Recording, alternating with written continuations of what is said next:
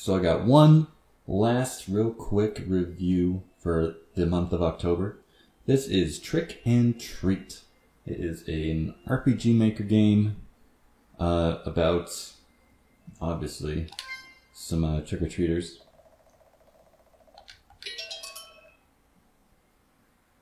So, a little thing right there was a New Game Plus benefit. So, after you beat this game, you get an extra outfit. And so, I'm keeping the default outfit, so, don't want to throw that out there.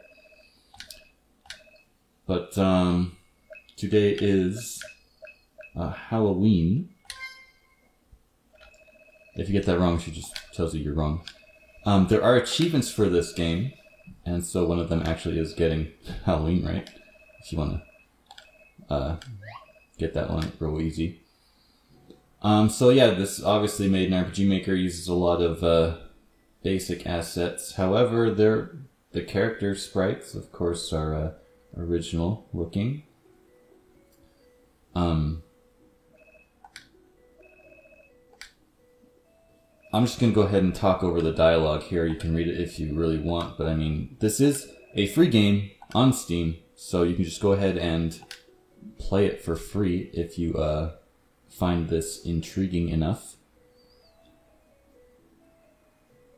The game is I don't know what to say, it's a typical, I guess you could say, RPG Maker horror game where you're stuck in a mansion or something like that. And there's lots of clues to run around and find. There's spooky stuff that happens. There are instant death traps that do exist, which, are bad, quote, bad endings. Like it gives you a unique game over screen for that death.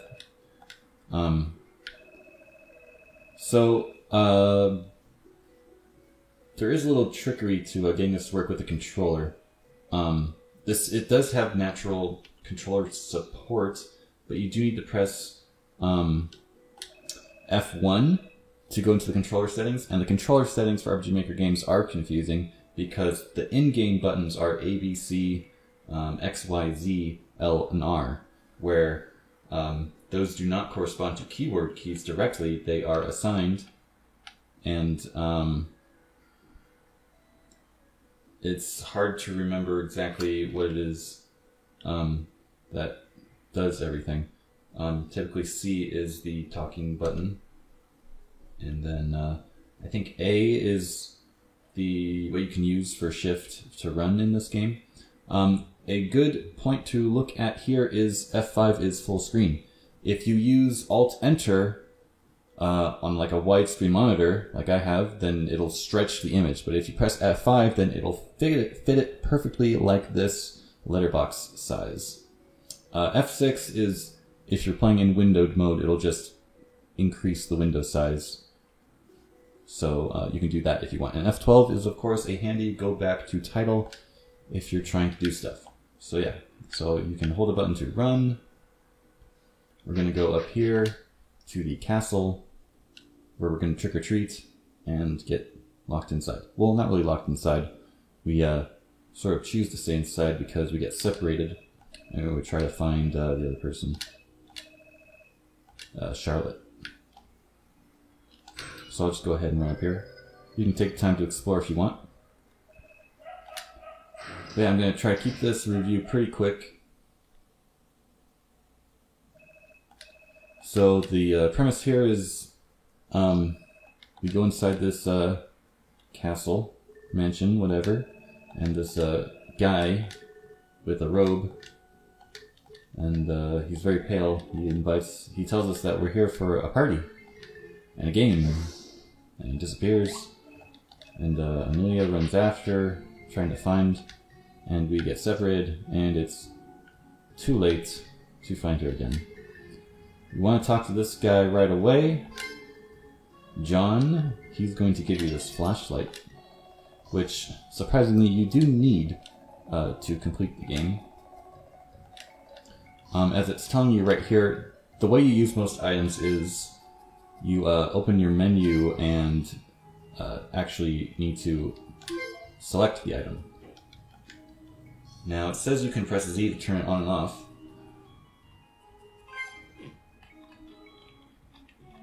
And I was just checking my keyboard, I couldn't get it to work. But I mean, it could be because of some changes I've made to the control scheme. But yeah, you can just turn it on and leave it on anyway. You don't really need to check it out. You can of course look at books on the bookshelves. And then you can run around and find stuff. The thing I like about this game is that the story is, it was surprising for me. I was surprised a little bit at the ending. It does have a twist. There are a few places where you can enter in stuff. I don't even know what I'm gonna put here.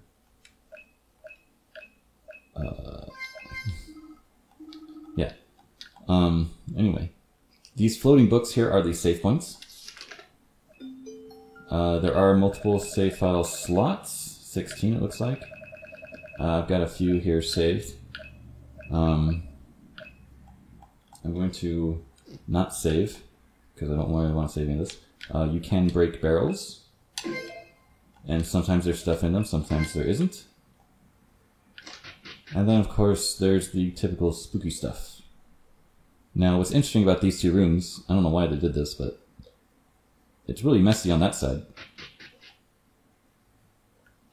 And, oh yeah, it's locked right now. But if you go in there, it'll be clean, and this room on the left will be filthy. There are, quote, kind of jump scares in this game, like if you walk up to mirrors and look at them, they'll do something like that.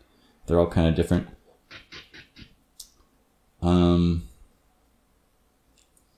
But yeah, there are puzzles to solve. The game is quite short. You can find candy lying around the house a lot. There is an achievement for finding all the candy if you so desire to look for that. There are a few sort of cutscenes where there are some hand-drawn images, as you saw at like the title screen and such.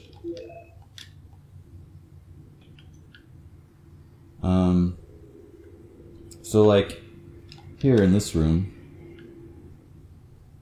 if you look at this bear head, it's got a key in its mouth. So if you brave it and grab the key, that's the key to the kitchen.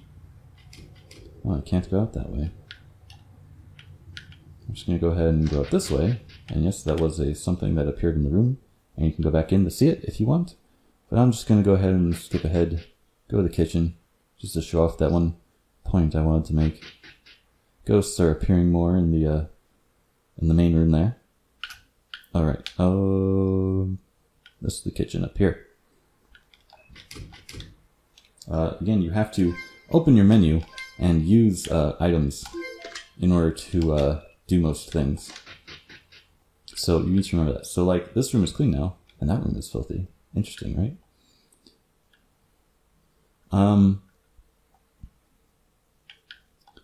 But yeah, can look around stuff. Anyway, I guess I don't want to show off too much of the game. So let's go ahead and go back to the title here.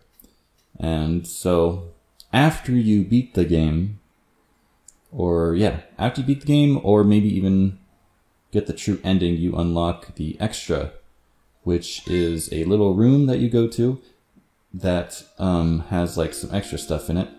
So here you can read about the characters. There are some gallery pictures you can unlock. I don't want to show them off, but you can unlock them. This tells you how to get stuff. So I mean, once you unlock this room, getting everything else is pretty easy.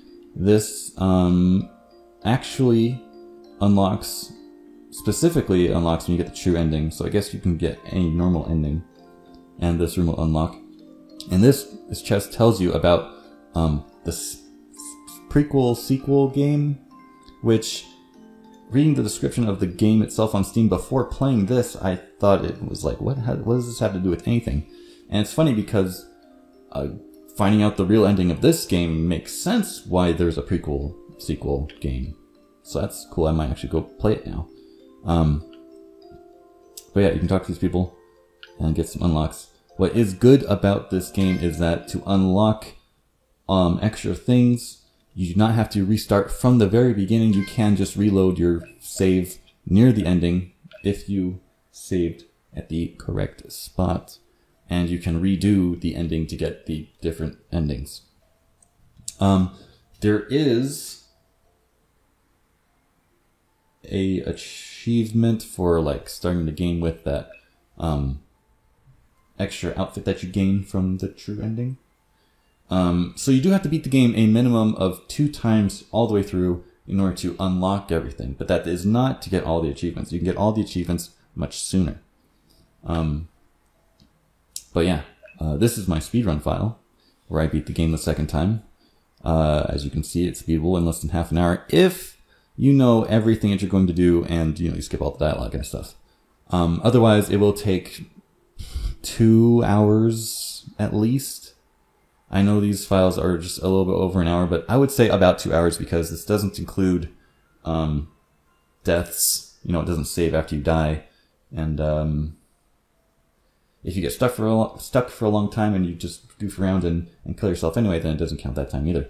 So the time it needs to actually beat the game on your own without a guide would probably be like 2 hours.